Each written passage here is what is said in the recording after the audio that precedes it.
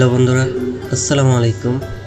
আজকের ভিডিওতে আমরা নরসিংদীর লটকন বাগানগুলো ঘুরে দেখব। আজকে শুধু একটি লটকন বাগান নয়, আমরা গাড়ি দিয়ে ওয়ারী, বটেশ্বর এবং শিবপুর উপজেলার কিছু অংশ আমরা ঘুরে দেখব।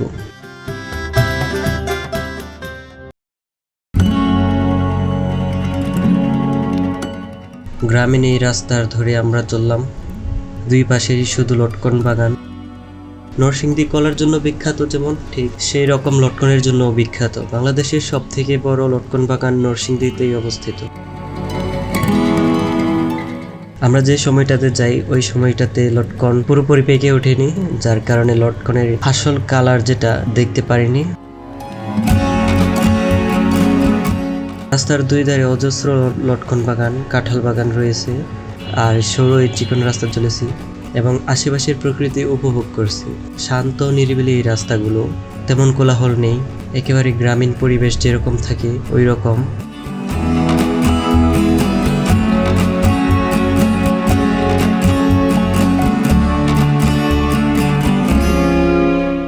আমরা বাগানের ভেতর দিয়ে ঘোরার সময় হঠাৎ করে বৃষ্টি শুরু হয়ে যায়। বৃষ্টির কারণে আটকা পড়ে যায়, কিছুক্ষণ বৃষ্টি হয়। আকাশের মেঘটা ঠিক আমরা যে দিক দিয়ে ঘুরেছি ওই দিকেই ছিল।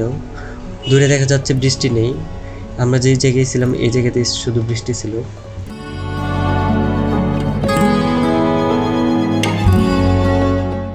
বৃষ্টি শেষে আবার বের হয়ে পড়লাম এই জনপদ দেখার উদ্দেশ্যে।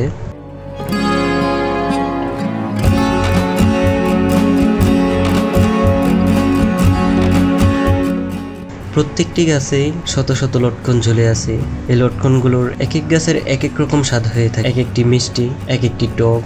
মিষ্টিগুলো পাওয়া খুবই দুর্লভ। বড় বড় বাগানে খুব কয়েকটি গাছেই মিষ্টি লটকন পাওয়া যায়, বেশিরভাগ লটকন টক হয়ে থাকে। পাকা লটকন গাছগুলো যে কারণে নজর কাড়তে বাধ্য। রাস্তার ধারে অনেক সুন্দর সুন্দর লটকন গাছ রয়েছে। মাঝে মধ্যে এমন গাছ দেখা যায় যেটির ডালপালা দেখা যায় না লটকনের কারণে।